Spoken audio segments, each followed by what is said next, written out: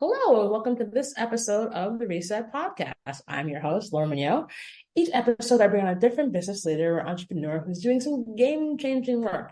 And this episode is no different. I'm delighted to have a chat with Gina Cavallo, who is the CRO over at Audigent. She has a really awesome career, and her journey has been fantastic. It's going to be a fantastic conversation. Take a listen. Hey, Gina. Hey, Laura. Thanks for having me. Oh, sure. That's always a delight to have you. So we're going to jump right in with the very first question, which you probably heard is the same for every single guest. So Gina, what was your first job? Oh boy. So first job as a 16-year-old or first job in this crazy industry? I can answer both. I prefer when folks go with the ones that they were 16 years old or younger, because I've had someone who had a job when they were a baby. So. Actually, I started my first job ever because my father said, "Oh, you want a car? You need to get a job," which was the right thing to tell a 16-year-old. And I got a job working I was in the dressing room at Nordstrom, and just hanging up clothes, and it was just hours and hours of just trying to clean those hanger stains between my hands. But a really good foundation when I think back about Nordstrom as a company. They spend so much time training everyone, obviously from the most entry level to the most senior, on good customer service. And what does that mean? And I think that was a really great place for me to start my career, I guess. There's sort of like develop those skills for customer service. And I worked there all through high school and all of my breaks in college. So I have a lot of affection for Nordstrom. So wait, okay, so you worked at Nordstrom. So one, what was your discount? And did you make a good wardrobe selection out of that? Because Nordstrom is not cheap. It's not. It's 20%. And every time I walk into Nordstrom, because there's a beautiful one now in New York City for the first time, I get a little bit sad when I can't leverage the 20%. But yeah, it was incredible. Great experience, and just good to have that work ethic at a young age. Yeah, it is across the street from my office. Oh, that's right. So it is extremely dangerous because, I have to go. There's restaurants in there, and I should just grab something to eat and then mosey on over to the second floor and look at the shoes and not go and buy something. Well, it's dangerous because I live down the street, and now that we're connected, I could be like, "Hey, Laura, what are you doing right now? Do you want to go to Nordstrom with me?" Look, we're gonna go for a drink and walk on the second floor. That's it. I like. Even though as I'm sitting here, I'm looking at the card from my sales lady on the second floor. So we'll chat later about that. It's not like I've been a few times already. But the cool things about all of that is that, as I said, it is the kind of interesting foundation that you have that allows you to build on that for your future career. So obviously you went from having those icky hanger stains to now being the big boss lady with CRO. What was that journey like? Oh, it's interesting because people think, oh, you must have had a plan. I had no plan. It's like the no plan. I was supposed to go to law school, and much to my parents' disappointment, I said, I'm going to go into advertising and I'm going to get my master's in communications, which my dad was like, what am I paying for? I still don't know, but it gave me a year to really kind of figure out what I wanted to do. And I wound up getting an internship for a really small digital company. It's like 16 or 17 years now at this point, and really fell in love with all of the creativity of just the very, very early, super early digital environment, which was, I'm going to really date myself here, talking about things like MySpace and Friendster, and, that was social media back then. So that was sort of how I started. And then when I graduated into one of the worst, economies in a really terrible economy, and just got my foot in at a WPP agency, Ogilvy One, and was working in direct mail on IBM. And I couldn't tell you, really what we were selling, because it was like servers and solutions, but it didn't matter because, I had a job, and, sort of figured it out from there, and spent a good amount of time on the agency side, moved over to media, and then jumped into sales. And it's been, a really interesting ride working at some really fantastic startups, which is where I tend to really like to be. I know most people, would want to work at, one of the big Amazons or Googles of the world, and there's nothing wrong with that. But I just really love building. So I've had a very long career in growing businesses, and finally wound up at Audigent and sort of doing the same thing again, and have never been happier, to be honest. Awesome. I too was someone who was supposed to go to law school, and much similar to my parents' chagrin, was like, I didn't get into the school I wanted to go to, so if I didn't get into that school, I'm not going. And similarly, I ended up getting my MBA in marketing because I was like, well, there's what you gotta have to do. So see, parallel lives. But I totally get it. So, I think for a lot of folks, I have to explain what I do. And I took that 10 to folks like, what does an experiential officer do? And I have to explain it. So I'm gonna just say to you, what actually does a CRO do? Yeah, absolutely. I mean, I tend to take the, self-deprecating approach when people say, "Oh, CRO." I'm like, "Oh, it's a fancy way of saying that I'm the global head of sales." And so really what you do is you're managing the team, you're building the team, you're managing the team, you're managing the personalities. And then you're also thinking about strategy and growth. And so not just thinking about how are you going to hit your quarter or your year, but then, okay, what does, longer partnerships look like? What does sustainability look like for business? What does expansion look like as we, grow into other international markets? So, a big piece of it is the day to day and managing my team to their numbers. But another part of it is being, forward thinking and thinking about how we continue to really grow this rocket ship we're on. So tell us a little bit about Audigent, because it sounds like a really cool company, because I did my homework. But for the folks who didn't, who haven't heard much about you guys, what's the kind of core awesomeness about you all? Yeah, absolutely. I mean, without jumping into a sales pitch, because I won't bore you with that. What, the head of sales is not gonna try to sell me? No. No, I know. No, I think that's the biggest thing I learned from being on the agency side, right? It has to be interesting, it has to be different, it has to be useful. But basically we brand ourselves, and Dave, our CMO, will keep me honest here, is the leading identity and curation and data platform. So essentially we are a massive DMP that is audience extension for some of the biggest publishers that, in the world: Condé Nast, Fandom, Penske, as well as Universal Music and Warner Music Group. And really, we started off as this really cool, first party DMP. And as we really grew, we realized, being a data company, it's not very interesting because, as in the programmatic world, the only thing the data company sees at the end of the month is, oh, they spent maybe $1,000, and we don't really have much insight into, how did that data really drive a consumer's results, or how did we drive addressability for the ecosystem? So we did this really cool thing 2 years ago and decided to take all of our data and directly integrate with supply. So what that means is we are now delivering these really data-driven PMPs to our media agencies and brand partners to then be much more highly targeted in the programmatic space.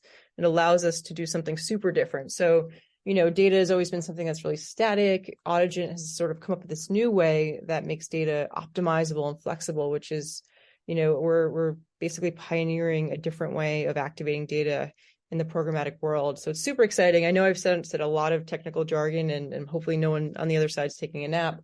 But I'll leave it with this. You've been in your industry for so long, and either on your side or on my side, you've just heard so many different pitches and so many different companies say the same thing 10 different ways. And what really drew me to Audigent is they're doing something innovative and cutting edge. And I think, when I think about where I work, I want to be on the bleeding edge of what's next in our industry. And the great thing about our industry is that it's not the same thing, not the same place I started 16 or 17 years ago, right? We talk about Friendster and MySpace, and it just continues to iterate and innovate. And that's what makes, this world so interesting. Yeah, well, it's all this fascinating because I mean, there is just this. Think about the mountains and mountains of data. When you think about every time you've played a game online, that game now knows where you are, what you were doing, how long you spent playing a game. Yeah. Yeah. And from that, they can make a whole profile of who you are at that particular moment. And then based on that, this is why you want to buy this stuff at Nordstrom, or this is why you want to buy this stuff on Quince, for example. So it is fascinating to see how it's all continuing to bloom and explode and grow in a lot of different ways, and how you splice it and the stories that it can tell, are super duper fascinating to me because I'm a nerd. But also, as a marketer, you want to be able to understand this stuff, not just from super duper high level, but also like to a proper degree of granularity, because it helps you make smarter decisions in terms of what you're going to build. 100%. I couldn't agree more. I mean, everything should be data driven from, your experiential and branding all the way down to the bottom of the funnel. I think we've just gotten so much more sophisticated since I started, at least, and it's super exciting to see this industry continue to just become more advanced and just be more accountable. And I'm sure in 2 years from now it's going to look different, and 20 years from now it's going to look completely different, but that's the exciting part of being kind of on this ride. Yeah, it's a fascinating and wild ride, to say the least. So along that, obviously, I'm sure the road for you was not super duper easy and had like no bumps in it. So talk to me about a time when you were like, I'm never gonna get through this challenge, and then you did. I'm never going to do this challenge. Okay. Well, it's funny. I would say, even just switching from agency to sales, my father is in sales and my younger sister is far more outgoing than I am. So when I said, hey, I'm going to leave my agency job and I'm going to jump into sales, they looked at me like the one who's an introvert and pretty quiet. You're going to go into sales. So I think it just motivated me more, to want to be, successful. And I think that was every time I see my family, I think they're constantly surprised that I have gotten to this level, because it was never in my DNA, I think, to be a salesperson. To be frank, I'm more like the introverted extrovert who can, likes to stay in and watch Netflix and then can go out for a bit, but then needs to recover. And Same. yeah. Same. Yeah. So it was, I would say that was something where I was, I think I took my family by surprise, and hopefully after all this time, they're not disappointed that I didn't go to law school. Oh, I totally get it. Because it's also like the world of being in an agency and then being at a company, it's just drastically different. And you're like, wait a minute, hold on. How, process and procedures are different, and how fast you move tend to be different. And, the risks you can take are all those things that when you're in an agency, it's a little bit more, it's a little safer, a little more conservative, versus when you're in startup where they're like, yep, well, let's just go. Yeah, absolutely. I mean, it's funny because I taught a class. One of the things that my graduate degree did was allowed me to go back to my college and teach. I taught for 9 years and wrote the digital program there. And I had seniors, and they were always like, "This sounds so super cool.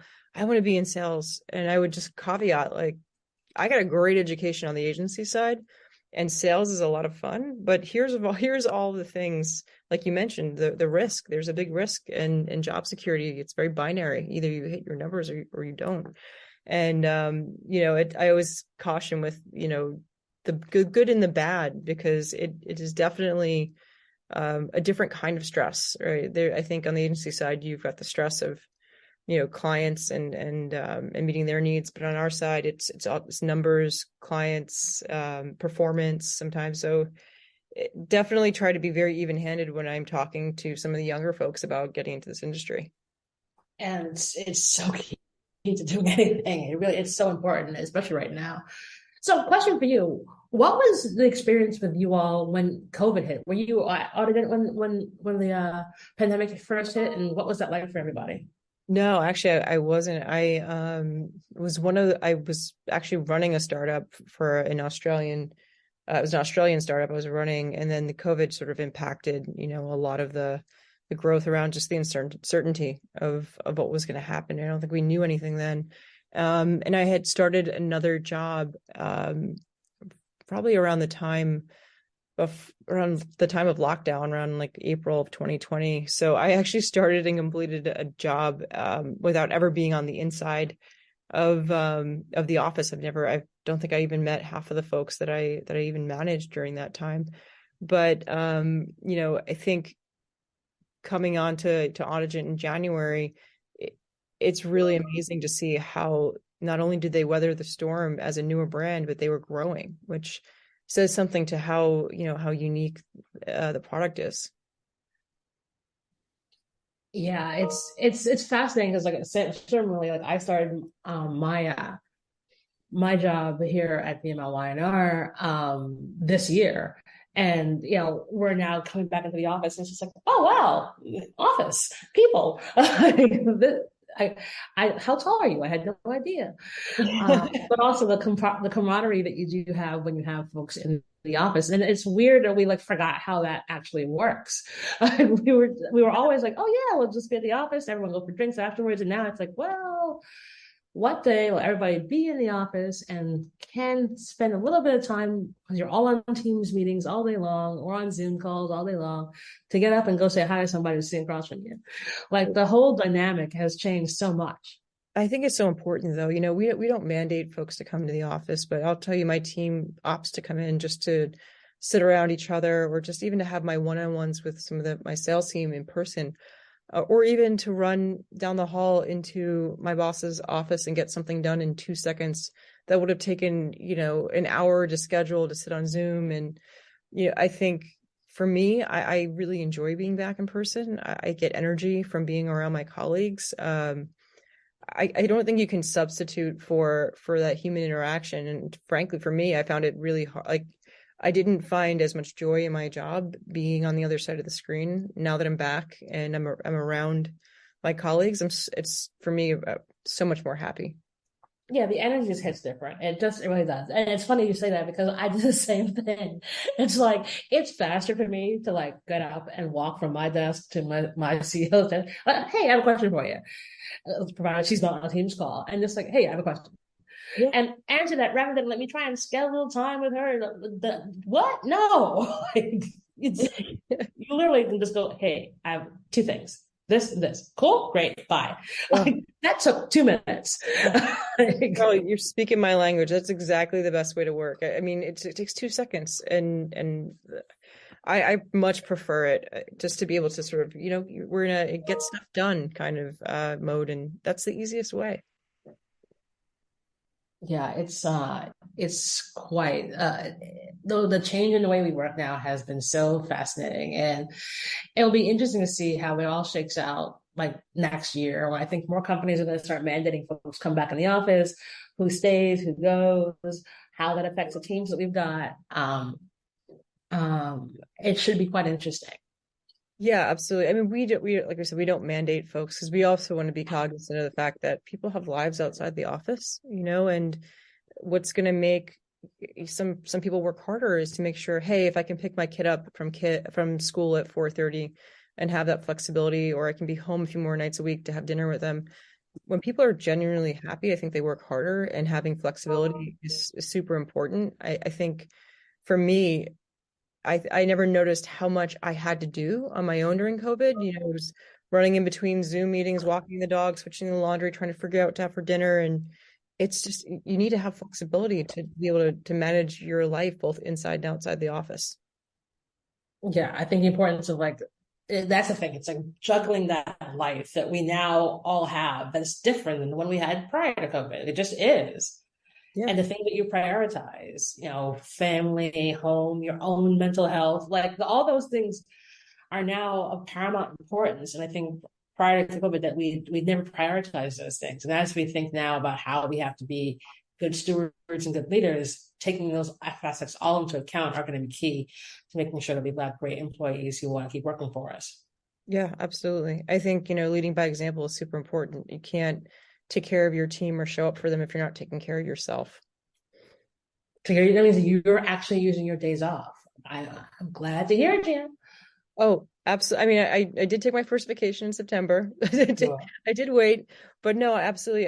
One of the guys on my team, I was like, when are you taking vacation? Please put it on my calendar and take a long weekend, because if you don't take that time to rest, you're not going to be able to come back and fight. You won't. But you also have to model that. That's the same thing. I went on vacation at the end of August for 4 days and, checked out entirely. And I was like, see, guys, I can do it. And you all have seen how scary my calendar is.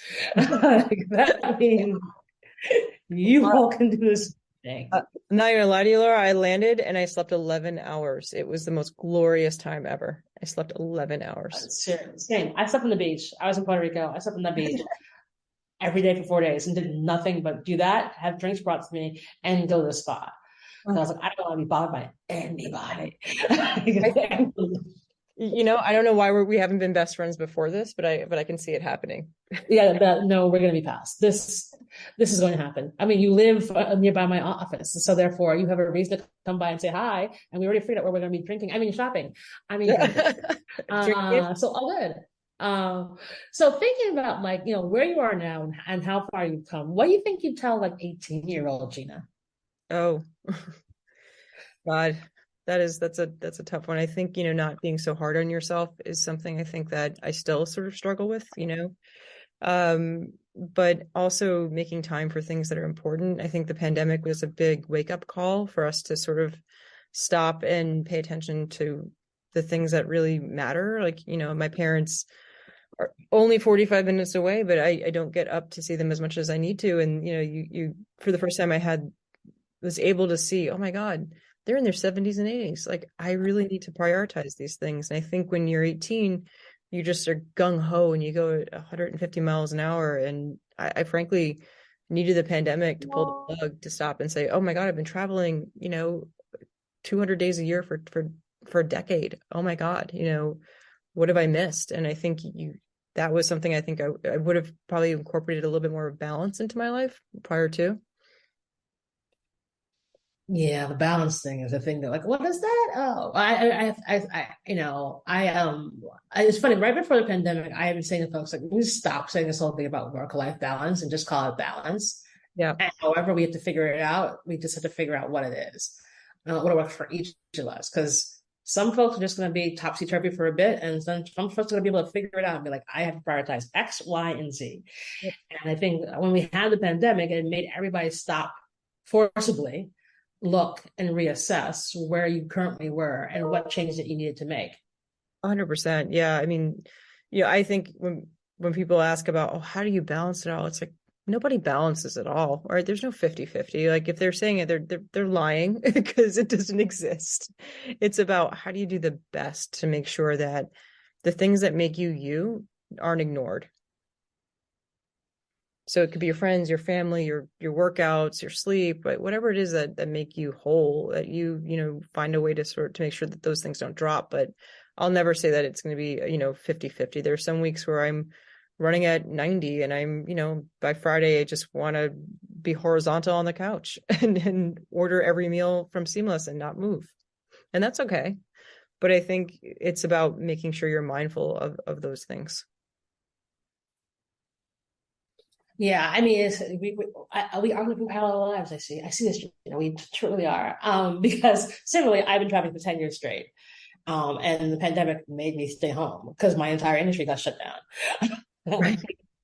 It's like, oops, what? Hey, I decided I'm going to be sitting here, and it forced me to figure out what matters, what kind of work I do matters, who matters. Obviously, same deal. My parents are in their 70s too, and they live in Florida.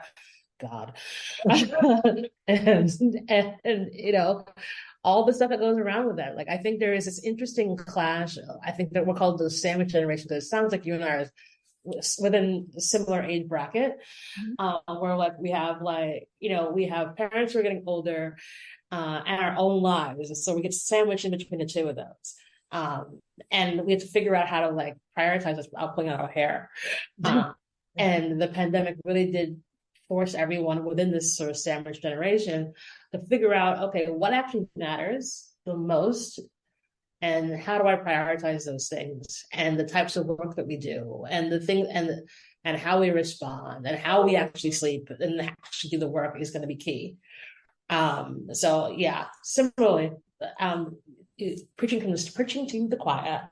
And it's funny because you set up the next question beautifully, because now I want to ask you, well, Gina, what do you do for your self-care? Oh yeah.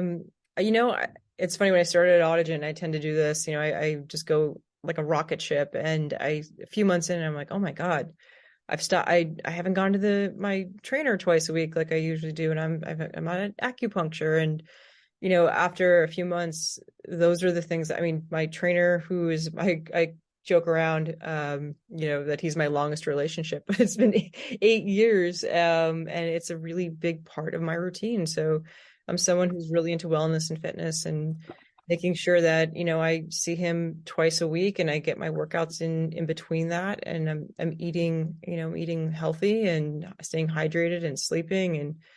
And so those things are really, really important. I one time had this, it was a couple companies ago, they had this performance coach, and one of the best things he said was, top performing executives should have shed goals. So sleep, hydration, exercise, and diet. And I sort of use that as my North Star. But on top of that, other things are really important too, with self-care. If it's prioritizing my mental health, or like my acupuncturist or my PT, because at my age, I feel like a broken bird. I sleep wrong one night and then my neck hurts for 6 days. Yep. I'm like, oh my God, I turned 40 and this never hurt before. What happened? And, so those sort of things are part of my, usual routine, to make sure that I'm performing at my, optimal, I don't know, just performing optimally. Yeah, it's necessary because also similarly again, you sleep wake up one morning. Why did my back hurt? Yeah, I have no idea. I don't know. You slept on the wrong side and now you cannot turn your neck for 6 days. This is how I equate being in the next decade of my life. Yeah, this is just like this is awesome, and by awesome I mean terrible. So right there with you. But yeah, it is just necessary. You have to prioritize your exercise, prioritize your sleep, and eat better. I mean, I know I've gotten COVID fluffy, which is very annoying, even though I was exercising like crazy, which makes no sense. But I'm like, not gonna stress that anymore. I'm like, I will figure it out. At some point, fan just fell off. It's whatever. I feel like it's whatever makes you feel, at your best. I mean, I think for me, stress is a huge thing. Like, how do you manage stress? And that can be a huge, it makes you tired. It makes your cortisol go up. So that's another thing that I am constantly trying to figure out, is how do I mitigate, my stress. They don't have a great answer for that for this podcast, but it's definitely something that's on my radar, to make sure I'm thinking through, how do I keep those levels sort of even. Awesome and necessary. But again, balance is the word. Like, and whatever that looks like to you, fantastic. But like, let's no longer ascribe and put, especially as women in business, putting this pressure on ourselves that we have to do every single thing. Like, no. No, it's whatever makes you whole, I mean, balance could, for me also, is my friends, and we were talking earlier about being an introverted extrovert, like, love to see them, great time at dinner, and then I need to go home and be silent for like 12 hours. So seriously, I had Adweek was 2 weeks ago now, and I went out every single night. Oh yeah, me too. And I was like, I have not done this in 4 years. Oh, how did I ever do this for 10 years straight? Get me away from people. It's so funny too, because you find I had this conversation yesterday with a friend of mine who was in town, and she's like, do you remember how many things we used to do before 8 a.m.? And exactly. You're like, how did I, get up, go to the gym, do all these things, and be sitting at my desk at 8:30? And it's just so funny. Like, it's something with COVID or something in the last 2 years. It's just not, it's not feasible. But yeah, Adweek definitely was a lot of energy, a lot of outward energy. I mean, I found my throat was raw from speaking. I was thinking like COVID does for a week. I'm like, no, I'm good. I've just been speaking. That's it. I've just been talking to people all day week long. I'm like, what in the world happened? Yeah, it was a lot. And then this past week, I was like, I don't want to do anything. Don't make me go anywhere. I'm going to watch from scratch on Netflix. And guys out. I'm halfway through that. Don't tell me what happens. I'm only halfway What through. episode are you on? 5. Okay. Okay. Yeah, it's starting to get sad. We should talk maybe next week when I finally get through it. All I will say, girl, is have a bucket of tissues within arm's length. And see the next 3 episodes. I similarly to feeling full, like I watched it because I'm Italian and I go to Italy every year, and it's one of those places where you leave and my soul just feels full. So I was watching it, and then I just saw it take a turn to the left. I'm like, oh no, I'm going to Amazon some Kleenex right now. I know. It's just it's a thing. Yeah. Trust and believe it's a thing. But you need tissues. That's all I'm gonna say. Like so much happens in episode 5 and 8. You're just like, oh yeah. We're gonna have to have a follow-up to this. We're having a follow-up conversation. Once you finish, you gotta hit me. Shoot me a note, and we will discuss over a cocktail. Look at that. See, yes. Friends already. I love all of this. So last question for you, because this has just been a delight. Do you have a give and or an ask of the audience? A give and an ask. Or it doesn't have to be both. It can be either or both. Can you give me an example? So it could be, hey, I would ask everyone to read this great book. Or my give, here's a really good exercise that you can do at your desk. Or it could be, everyone would take some time for themselves. Bleh. Yeah, absolutely. I think I would, I love podcasts. I love being on this. And I'm gonna, definitely be listening to more of your episodes, and some of the ones I do love that I tend to feel very energized after, as well are, I love Jay Shetty's On Purpose and School of Greatness, from Lewis Howes. I think those, they have such a variety of folks also, outside of our world, that sometimes it's just interesting to hear different perspectives. And then my ask, yes, I think you hit the nail on the head, is ask people to take, we say this we have a Friday call, the CEO leads every week, where we talk about something that's not revenue related. And he always asks that we take time to shut down, to spend time with our loved ones, to just rest and recuperate. And I think that's the most important thing. If we could come out of these last 2 years, I think it's so important to make sure we take the time to just take care of ourselves. I think that's great and a wonderful way to end this podcast. Gina, it has been such a delight to have you on the show. Oh my gosh. Thank you so much. I'm thank you for having me. I know that this is going to be, the start of a beautiful friendship. So thanks so much for having me on. Awesome. So if you want to connect with Gina, we'll put all her details in the show notes. And as I said, what a fantastic conversation. And that is our show.